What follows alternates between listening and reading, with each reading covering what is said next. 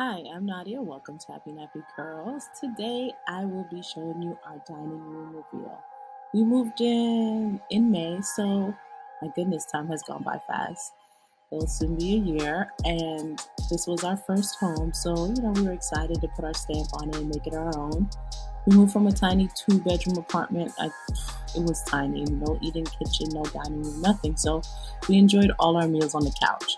So it was really great to be able to create a space that was cozy, welcoming, and someplace we can sit down and enjoy a meal together.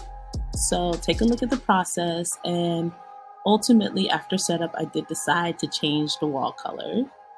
And I'm excited because I added a little bit more drama to the room, and I love it because it's my favorite color on the walls. So take a look, let me know what you think in the comments below, and definitely subscribe because there will be more videos as I continue to make this house into a home.